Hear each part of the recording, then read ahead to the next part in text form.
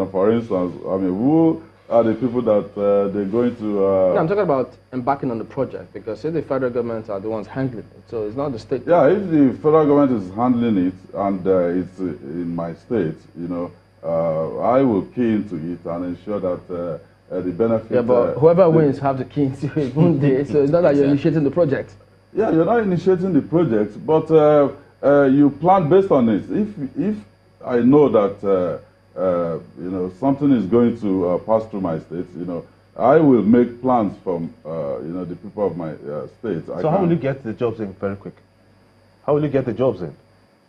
How are we going to get the jobs in? Well, for us, you know, agriculture, agro-processing, that is very key.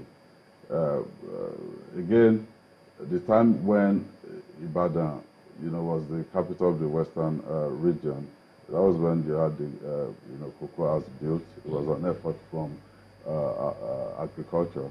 You know, also that was when you had, you know, first TV station in Africa. At the same time, you got all these research institutes, like Cocoa Research Institute, like International Institute for Tropical Agriculture, Crane, and all of those places. So, for us, agriculture, agro-processing, those are jobs that we have to create. Again, also, I run an engineering outfit as well. I was going to put the engineering office in Ibadan. But because there's no ease of commuting, we're working for the oil and gas industry, and the folks coming from Port Harcourt said, well, you know, we can fly into Lagos and, you know, have meetings and alignment on, you know, whatever engineering issues we got. But if we get into Lagos, it will take us another maybe 2 hours or plus, you know, to get to Ibadan. So we have to listen to them because they are the clients, and we cited the engineering office here in Lagos. But at the slightest opportunity that I will have with commuting, you know, you can put those, like an engineering outfit, you can put it in Ibadan and work, you know, throughout the world. Okay, this engineering thing now interests me. Some of these things are dying in Oyo State. I'm sure you are also not unaware. St. Andrew's College, the technical college, you know, along that road, it's pretty much a shadow of its old self. There was something Oyo State had, which has died over the, you know, over the years. In the 70s, early 80s, it was the only thing that was all over West Africa, and that's black soap. That industry has literally died in our town and maybe some other areas of that state. Is there anything any government can do? You talked about public-private partnership, but the people seem to be shielding their own stuff. They're not open to Western influence, so to speak. Well, you know, not really.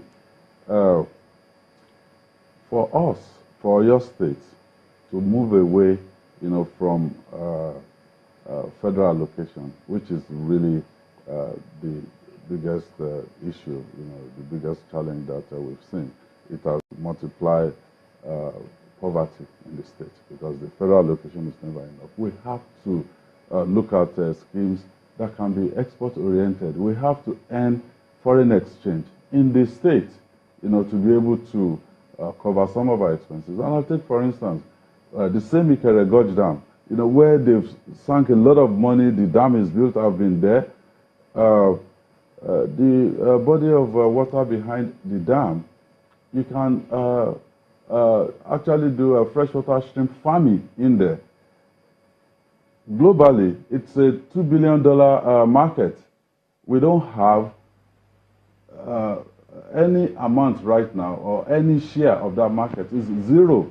So if I'm looking at a global market that I can easily tap into, I have the infrastructure already, even if it's 5%. If it's 5% of that, it will make a huge difference, you know, in the lives of your state people, and also for the country as well. Now, one of the things that should also give anyone concern is there are many political interests in Oyo State. I'm sure you're very well aware of that. Yeah. Different regions, different, you know, groups that you have talked about. What kind of government would anyone run, you inclusive, that will bring all those factions together and create a progressive plan for your state? For me, there are two things you have to pay attention to. One, you have to run a government that is transparent and with, a certain level of honesty. You have to level up with the people. You have to tell them the truth, which is really what we're not seeing right now. So that is the key for us. If you tell people the truth, they can easily, align with you and get,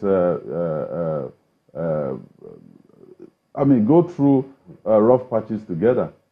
So we have to be transparent. And secondly, you have to run a government with the fear of God.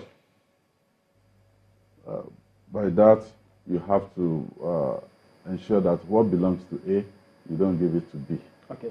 Tell us then, when you talk about agriculture and the plans that you've got, what would you do about access to land? Because that's the first point for anyone who wants to come into farming. That's what they need to face. You see, I also hope to retire as a farmer. Yes, I hope to retire. I already bought. How do you go from oil and gas to farming? Well, I'm going back to my roots. I didn't get into oil and gas because I wanted to. I finished from Unilag, and then I was sent to River State to do my national service. Quite frankly, before I got to River State, I was thinking I'll join the military as a short service combatant officer. But when I landed in Port Harcourt and I saw these oil folks, I just thought, look, You got caught up in the fray. as I forget the military, I'm not going. I'm not sure it's the Governorship man that will take you away from there to this, but we'll come back to this in just a moment. Don't go away.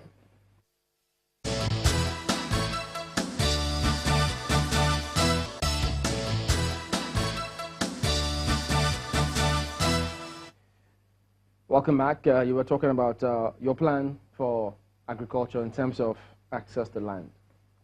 Yes, so I bought my land, and which I'm going to use for farming. The land is there. So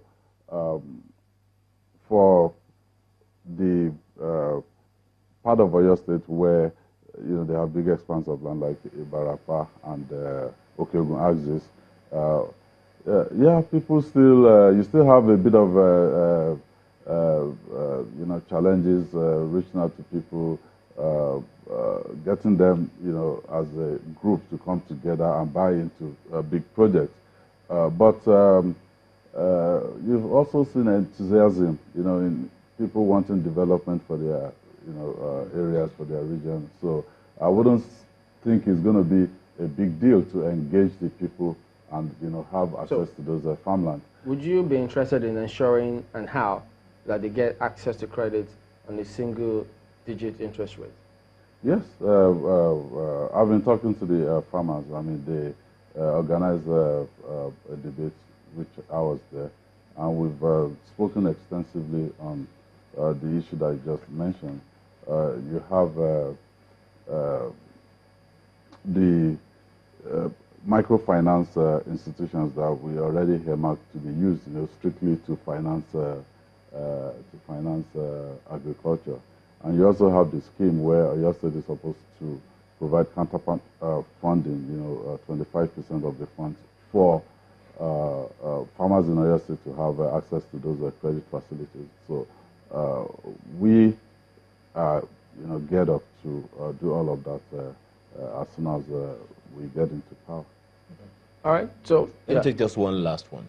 What's your global promise to the Oyo State electorate? Well, my global promise to the Oyo State electorate is I'm from a very humble background. My parents didn't see the four walls of any secondary school. My both parents, my dad, my mom. And if I can make it, they also will be able to make it. We'll provide opportunities, for them to express themselves. When I look at our children that are jobless, I don't see needy individuals. I see potentials, that are locked in, that we have to unlock and unleash on the economy of Oyo State. And if we're able to do that, we tackle poverty. Most other vices or other challenges that we have are going to also, be tackled as we go along that. For instance, if I take the issue of security, right now they collect security levy and they are installing CCTV cameras in certain places around Ibadan. For me, I don't think that is going to make us more secure. I think to deal with the security challenges that we have in our state, we have to provide jobs for the teeming youths. We have folks, they've been to school, they are graduates, they have their degree, but there are nuisance in our communities because they've got nothing to do. Countries around the world where the economy is doing well, you still have to have CCTV cameras for security purposes. Well, I doubt if I take the picture of your car, the picture of your plate number, that I'll be able to trace it to your home. Because we don't have relevant data. Yes, so you don't just do things because it's a need to have. You need to do things because it fits into your agenda.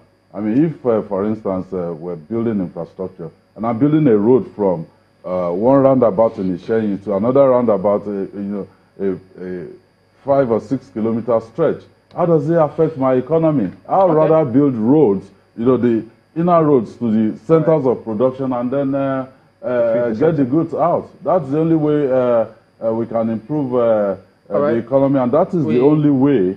That is the only way that we can give benefits to our people. All right, then. We wish you all the best, Mr. Seyi Makinde, governorship candidate of the PDP. Thank you for coming on this morning. Thank you so much. And that's the show as well today. Thank you all for watching. We'll see you next time. I'm Chamberlain Uso. I'm Gemba Umar. And I'm Ayo Makinde. No, not him. I'm Maukwe Ogun Yusuf. Bye-bye. The views and opinions expressed by guests on this program are those of the maker and do not reflect the views, opinions, and endorsement of Channels Television.